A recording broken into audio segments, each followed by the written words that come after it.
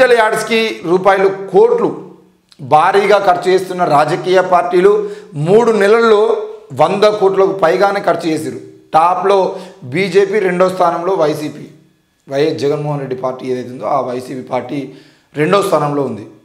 చూడండి, నేను మొన్ననే చెప్పిన డిజిటల్ యాడ్స్కి సంబంధించిన విషయంలో, సోషల్ మీడియాకు సంబంధించిన విషయంలో మరి ఏఐ ఉపయోగించుకుందామనే ఆలోచనలో నరేంద్ర మోడీ ఉన్నాడు. ఏఐ అంటే ఆర్టిఫిషియల్ ఇంటెలిజెన్స్తో ఉపయోగించుకొని ఈయన మాట్లాడినటువంటి ప్రతి మాటని అన్ని భాషల్లోకి తర్జుమా చేసి అన్ని భాషల్లో నరేంద్ర మోడీ మాట్లాడుతున్నట్టుగానే ఆయన ఒక టీవీ ముందు కూర్చొని ప్రెస్ మీట్ ఏమి ఇయ్యడు కదా, మనకు తెలుసు కదా. 10 సంవత్సరాల నుండి ప్రెస్ మీట్ ఇవ్వకుండా దేశాన్ని పాలిస్తున్నటువంటి అతి గొప్ప 56 ఇంచుల ఛాతీ ఉన్నటువంటి నరేంద్ర మోడీ ప్రెస్ మీట్ ఇవ్వకుండా కేవలం టీవీ ముందర కూర్చొని ఆయన మాట్లాడితే మనం వినాలి.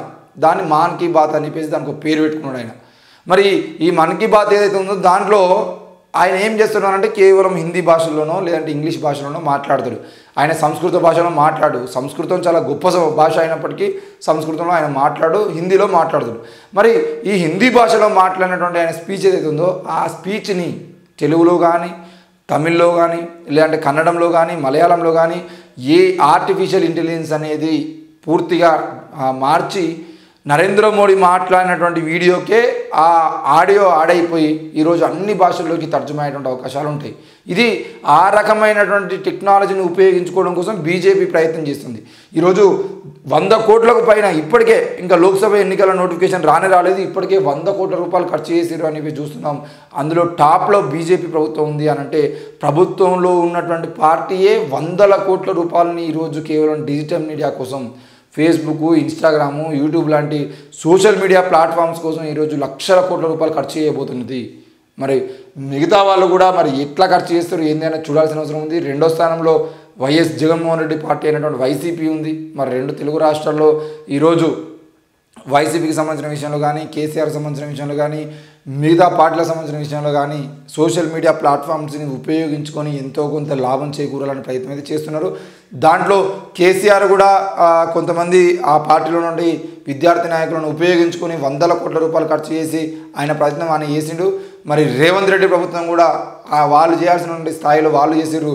ఒకరి మీద ఒకరు ట్రోలింగ్ లాంటి వీడియోలను చేస్తూ ఎప్పటికప్పుడు కేసీఆర్ ఏం మాట్లాడిండు, కేటీఆర్ ఏం మాట్లాడిండు, దానికి ట్రోలింగ్ ఏం చేయొచ్చు, ఇంతకుముందు ఏం మాట్లాడారు, లేదంటే సినిమాల్లో దీనికి తగ్గట్టుగా ఉండేటువంటి డైలాగులు ఏంటి అని చెప్పేసి చూసుకొని ట్రోలింగ్ వీడియోలను చేస్తూ ప్రజల్లోకి పంపించడం ప్రయత్నం కూడా చాలా జరిగింది. కోట్లాది రూపాయలు ఖర్చు చేశారు, ₹1, ₹2 కాదు.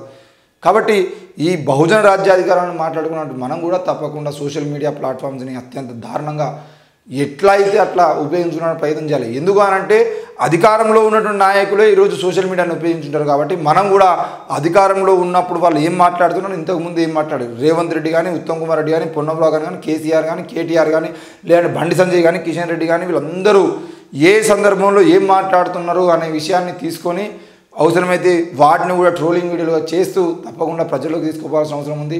ఏ ఎండకు ఆ గొడుగు పట్టేటువంటి, ఏ వానకు ఆ గొడుగు పట్టేటువంటి ఈ రాజకీయ నాయకుల మొత్తం చరిత్రను బయటపెట్టడానికి ప్రయత్నం చేయాలి.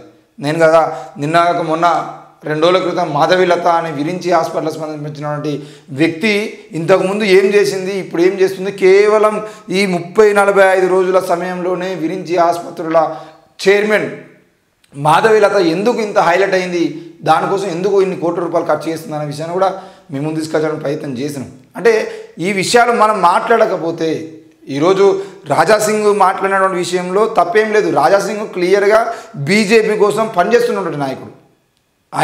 ఆయన మీద సస్పెన్షన్ వేసినా, లేదంటే ఆయన మీద ఎన్నిసార్లు దాడులు జరిగినా, ఇంకెంతమంది ఎన్నిసార్లు దుమ్మెత్తి పోసినా, ఏం చేసినా కూడా ఆయన తను నమ్ముకున్నటువంటి సిద్ధాంతం ఏదైతుందో ఆ మతానికి సంబంధించినటువంటి సిద్ధాంతం కానీ, ఆ పార్టీకి సంబంధించిన సిద్ధాంతం కానీ దానికి పూర్తి స్థాయిలో నిమగ్నుడై పనిచేస్తూ ఉన్నాడు.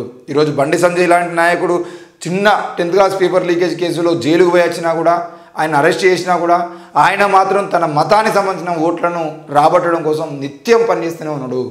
మరి బండి సంజయో లేకపోతే రాజాసింగ్ లాంటి నాయకులకు ఎలాంటి సమాచారం లేకుండా మాధవిలత అనే ఒక వ్యక్తి పార్టీలో చేరకముందే టికెట్ ఇచ్చి, ఆ తర్వాత ఆమెకు టికెట్ కన్ఫర్మ్ అయిన తర్వాత పోయి పార్టీలో మధ్యాహ్నం 2 గంటలకు టికెట్ కన్ఫర్మ్ అయితే సాయంత్రం 5 గంటలకు పార్టీలో చేరినట్టు ఘనత మాధవిలతకు ఉంటుంది. మరి ఇట్లాంటి మాధవిలతకు సంబంధించిన విషయంలో ప్రశ్నించకపోతే ఆ విరించి ఆసుపత్రుల ఘనత ఈరోజు మాధవీలత గారు మాట్లాడుతూ మా ఆసుపత్రుల్లో ఏం తప్పేం లేదు, మా ఆసుపత్రుల్లో ఏం జరగలేదు అని చెప్పేసి మాట్లాడుతుంది. కానీ విరించి హాస్పిటల్స్ అని కొడితే మొత్తం TV9 నుండి HMTV అన్ని ఛానళ్లలో వాళ్ళు చేసినటువంటి వీడియోలు అన్నీ ఉన్నాయి.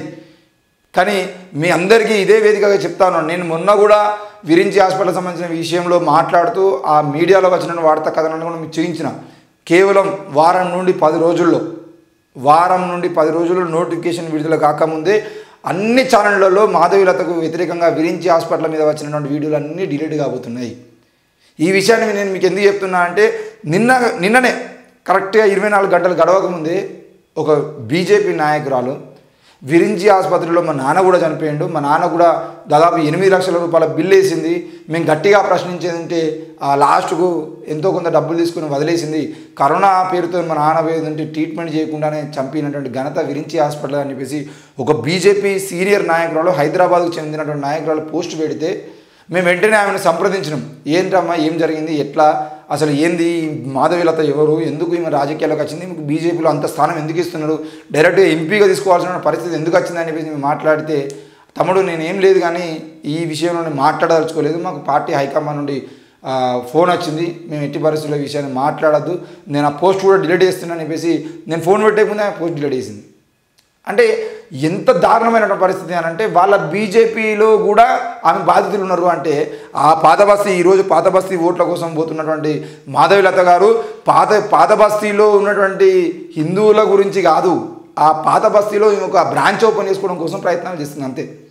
కాబట్టి ఈ విషయాలను మనం అర్థం చేసుకోవాలి. మరి సోషల్ మీడియా ప్లాట్ఫామ్తో వస్తున్నటువంటి నాయకులు ఎవరైతే ఉన్నారో ఆ నాయకుల పరిస్థితి ఏంది, వాళ్ళు ఎక్కడ పనిచేసారు, ఎట్లా పనిచేసారు, ప్రజల కోసం వాళ్ళు చేసినటువంటి కష్టాలు ఏంది, ప్రజల కోసం వాళ్ళు చేసినటువంటి పనులు ఏంది అనేది చూడకుండా మనం ఓట్లు వేసేది ఉంటే రేపటి రోజున మాధవీలత లాంటి వ్యక్తులు గెలిచేది ఉంటే ఏమవుతుంది, విరించి హాస్పిటల్ బంజారాయిల్స్లో ఉన్నది, రేపు పొద్దుగల పాత బస్తీలు వస్తాయి, రేపు పొద్దుగల ఓవైసీ కడతాయి, రేపు పొద్దుగల ఇంకో దగ్గర బంజారాయిల్స్ నుండి జూబ్లీహిల్స్ పోతుంది, మాదాపూర్ వరకు పోతుంది, ఆమె 10 ఆసుపత్రులు పెట్టుకుంటుంది.